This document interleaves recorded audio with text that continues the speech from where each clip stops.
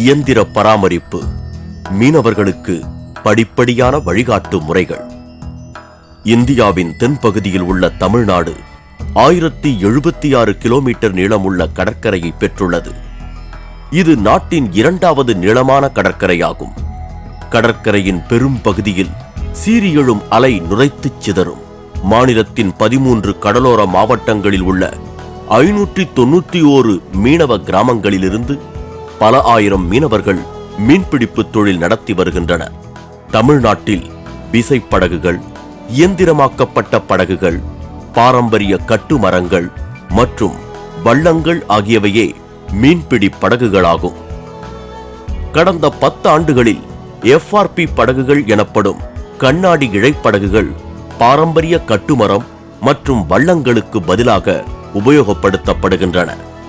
பால் போன்ற நீண்ட ஷாஃப்டில் பொருத்தப்பட்டுள்ள புரொப்பல்லரை கொண்ட ஏர் கூலர் என்ஜின்கள் இப்படகுகளில் பொருத்தப்பட்டுள்ளன.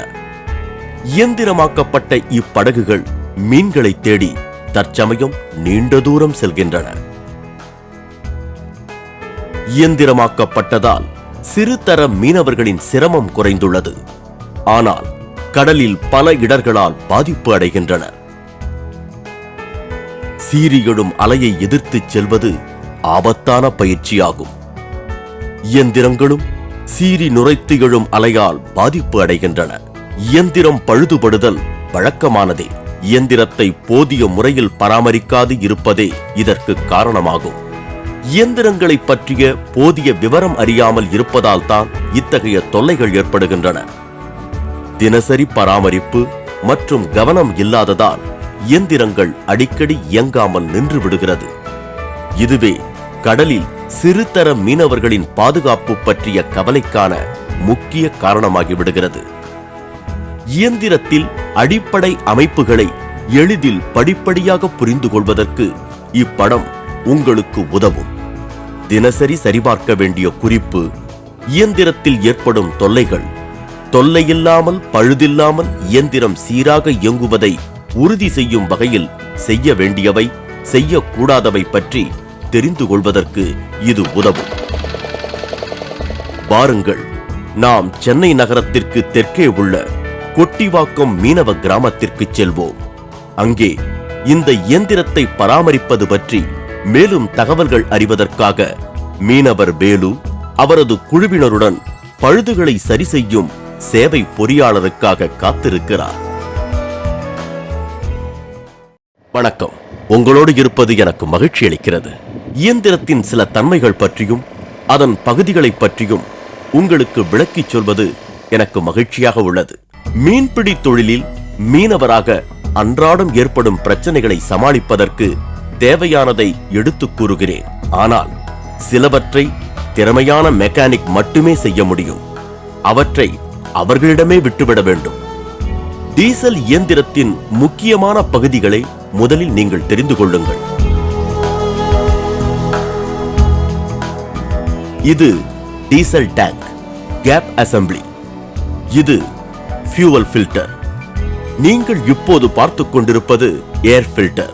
இது சுத்தமான காற்றை எரிதலுக்காக வழங்குகிறது. இதில் என்ஜின் ஆயில் ஊற்ற வேண்டும். இது ஒரு மிகவும் முக்கிய பகுதியாகும். இதனை ஃபியூவல் இன்ஜெக்டர் என்று கூறுவர். நீங்கள் இப்போது பார்த்துக் கொண்டிருப்பது லூப் ஆயில் ஃபில்டர் அசெம்பிளி ஆகும். இன்ஜின் ஆயில் அளவை அறிந்து கொள்வதற்காக டிப்ஸ்டிக் என்று கூறப்படும் இந்த குச்சியை உபயோகிக்கிறோம். இது சைலன்சர் அல்லது மஃப்ளர் என்ற பகுதியாகும். டீசல் டேங்கில் போதிய அளவிற்கு டீசல் உள்ளதா என்பதனை உறுதி செய்து கொள்வதே முதலாக சரிபார்க்கப்பட வேண்டிய குறிப்பு ஆகும். டீசல் அளவை அறிந்து கொள்ள சுத்தமான கம்பி அல்லது குச்சியை பயன்படுத்த வேண்டும். புனல் வழியாக மட்டுமே எரிபொருளை ஊற்ற வேண்டும். அவ்வாறு ஊற்றும் பொழுது தூசி உள்ளே செல்வதை தடுக்க சுத்தமான துணியை வடிகட்டியாக பயன்படுத்த வேண்டும். டேங்கிற்குள் கசடு செல்லாதபடி எரிபொருளை சிந்தாமல் மிருதுவாக ஊற்ற வேண்டும். மீன் பிடிப்பதற்கு செல்வதற்கு முன்பாக என்ஜின் ஆயில் அளவையும் டிப்ஸ்டிக்கை பயன்படுத்தி அறிந்து கொள்ள வேண்டும். பரிந்துரைக்கப்பட்ட குறைந்த அளவு மற்றும் அதிக அளவை தெரிவிக்கும் அடையாளங்கள் உள்ளன. குறைந்த அளவிற்கான அடையாளத்தில் ஆயில் அளவு இருந்தால் ஆயில் ஊற்றி அளவை அதிகரிக்க செய்ய வேண்டும். எப்பொழுதும் அதிகபட்சமான அடையாளத்தில் இருக்கும் வகையில் ஆயில் அளவு பராமரிக்கப்பட வேண்டும். சரியான தரம் உள்ள என்ஜின் ஆயில் பயன்படுத்தப்படுவதை உறுதி செய்து கொள்ள வேண்டும். பயணத்தின் போது அதிர்வால் மரைகள் கழன்று இருக்கலாம். எனவே மீன்பிடிக்க செல்வதற்கு முன்பாக அவற்றை பார்த்து சரி செய்து கொள்ள வேண்டும். ஆணிகளின் மேல் மற்றும் கீழ் மரைகளை இறுக்கமாக திருகி சரி செய்து கொள்ள வேண்டும். ஃபியூவல் ஃபில்டரில் ஆயில் கசியாதவாறு எல்லா குழாய்களிலும் காற்று புகாதபடி பேஞ்சோ ஃபிட்டிங்கை இறுக்கமாக வைக்க மறந்துவிடக்கூடாது. கியர் பாக்ஸ் பொருத்தப்பட்டிருந்தால் அதனை பொருத்தும் போல்ட்டுகளை இறுக்கமாக திருக வேண்டும். ஏர் கிளீனர் மற்றும் மஃப்ளர் ஆகியவற்றையும் இறுக்கமாக திருக வேண்டும். இப்பகுதிகள் இயந்திரம் இயங்கும் பொழுது ஏற்படும் அதிர்வால் கழன்று இறுக்கமற்று இருக்கலாம். இறுதியாக இயந்திரத்தின் எரிபொருள் டேங்க் பட்டை இறுக்கமாக உள்ளதை உறுதி செய்து கொள்ள வேண்டும். இயந்திரத்தின் டீ ராட் சிரமமின்றி அசையும் வகையில் இருப்பதையும் உறுதி செய்து கொள்ள வேண்டும். இது இயந்திரம் இயங்குவதற்கான கீல் போன்ற அமைப்பாகும். மாற்றங்கள் ஏற்படும் கடலிலும் அல்லது சீறி எழும் அலையை எதிர்த்துச் செல்லும் பொழுதும் இயந்திரம் உப்பு தண்ணீரால் பாதிப்பு அடையலாம். ஆகையால் மீன்பிடிப்பு முடிந்து கரையை அடைந்தவுடன் என்ஜின் ஆயிலில் நனைக்கப்பட்ட சுத்தமான துணியினால் இயந்திரத்தின் உலோக பகுதிகளை துடைக்க வேண்டும். அதனால் அவற்றின் மீது படியும் மெலிதான தகடு போன்ற ஆயில் துருப்பிடிப்பதை தவிர்த்து இயந்திரம் நீண்ட நாட்களுக்கு இயங்க வழிவகுக்கும். புரோப்பல்லர் ஷாஃப்ட் எளிதாக சுழல்வதை உறுதிப்படுத்திக் கொள்ள வேண்டும். மரையை இறுக திருகியவுடன் புரோப்பல்லரை சரியாக அதன் இடத்தில் இறுக்கமாக வைக்க ஸ்பிளிட் பின்னை பயன்படுத்த வேண்டும். இப்பொழுது எரிபொருள் அமைப்பை பார்ப்போம். டேங்கில் இருந்து டீசல் எரிபொருள் ஃபியூவல் ஃபில்டருக்கு வருகிறது. அது சுத்தமான டீசலை ஃபியூவல் பம்பிற்கு அனுப்புகிறது. பம்ப் உயர்ந்த அழுத்தத்தில் எரிபொருளை இன்ஜெக்டருக்கு அனுப்புகிறது. மீதமான எரிபொருள் டேங்கிற்கு மீண்டும் அனுப்பப்படுகிறது. இது ஃபியூவல் ஃபில்டர். ஃபில்டரின் மரைகளை திருகி பவுலையும் திருகி கழற்றினால் ஃபில்டரை பார்க்கலாம். இதனை அடிக்கடி புதிதாக மாற்ற வேண்டும். இதனால் என்ஜினுக்கு செல்லும் டீசல் சுத்தமானதாக இருக்கும். ஃபில்டரில் அடைப்பு ஏற்படுவதால் இயந்திரம் நின்றுவிடும். இதனை தவிர்க்க உதிரி ஃபில்டர் ஒன்றை எப்பொழுதும் வைத்திருக்க வேண்டும். ஃபில்டரின் பகுதியை சரியான வகையில் வைக்க வேண்டும். குறிப்பாக ஸ்பிரிங் உரிய இடத்தில் வைக்கப்பட்டுள்ளதை சரிபார்த்துக் கொள்ள வேண்டும். ஃபில்டரை சரியான முறையில் கருப்பான தகடு மேற்புறம் வரும்படி பொருத்த வேண்டும். இதனை பொருத்தி திருகும் போது ஓரிங் சேதமடைதல் கூடாது. சரியாக அமைக்கப்படுதல் வேண்டும்.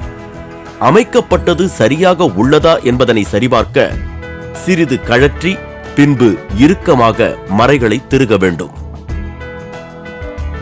எரிபொருள் அமைப்பில் ஏர்லாக்கை நீக்குவதற்கு தொடர்ச்சியாக டீசல் வடியும் வரை ஏர் வெளியேறும் மரையை தளர்த்தி திருக வேண்டும்.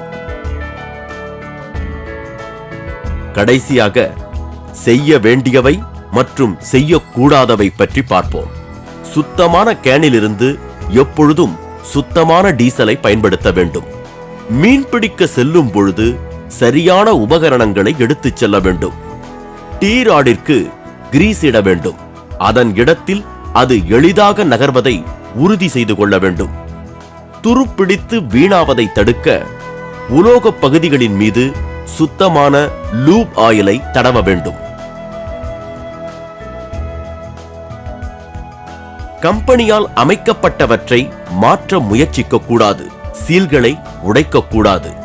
சீலிடப்பட்ட பகுதிகளை பயிற்சி பெற்ற மெக்கானிக்குகள் மட்டுமே கவனிக்க வேண்டும். இயந்திரத்தை பொருத்தும் மரைகளை இறுக்குவதற்கு உளி மற்றும் சுத்தியலை பயன்படுத்தக்கூடாது. தகுந்த ஸ்பேனரை மட்டுமே பயன்படுத்த வேண்டும். இயந்திர இயக்கத்தை நிறுத்துவதற்கு டீகம்ப்ரஷன் லீவரை பயன்படுத்தக்கூடாது. அதிக வெப்பத்தை தவிர்க்க சிலிண்டர் மற்றும் ஹெட் ஃபிங்ஸ் ஆகியவற்றை சுத்தமாக வைத்திருக்க வேண்டும். நன்கு இறுக்கமாக திருகிய பின் புரோப்பலரை இறுக்கமாக வைக்க எப்பொழுதும் ஸ்பிளிட் பின்னை பயன்படுத்த வேண்டும். அவசியமான உதிரி பாகங்களை எப்பொழுதும் உடன் எடுத்துச் செல்ல வேண்டும். இயந்திரம் ஓடிக்கொண்டிருக்கும் பொழுது இயந்திரத்தின் பழுதுகளை சரி செய்தல் கூடாது. எப்பொழுதும் உடன் பாய்மரம் எடுத்துச் செல்ல வேண்டும். இயந்திரம் பழுது அடைந்தால் அது உங்களுக்கு உதவும். இப்பொழுது நான் சொல்லியவற்றை மீண்டும் நினைவுபடுத்துகிறேன். தினசரி சரிபார்ப்பு பட்டியலை பின்பற்றவும். சுத்தமான டீசலை பயன்படுத்தவும். தேவைப்படும் உபகரணங்கள் மற்றும் உதிரி பாகங்களை உடன் எடுத்துச் செல்லவும். குறிப்பிடப்பட்ட கால முறைப்படியான பராமரிப்பை அலட்சியப்படுத்த வேண்டாம். இடர்பாடுகளால் சேதம் ஏற்படாதபடி இயந்திரங்களை பாதுகாப்பாக வைக்கவும். எப்பொழுதும் பாய்மரம் உடன் எடுத்துச் செல்லவும். நீங்கள் இதனை பின்பற்றினால் மீன்பிடிப்புக்கான பயணங்கள் தொல்லையின்றி மகிழ்வாக அமையும் என்பதற்கு உறுதியளிக்கிறேன். பாதுகாப்பான மீன்பிடிப்பு, மகிழ்ச்சியான மீன்பிடிப்பு.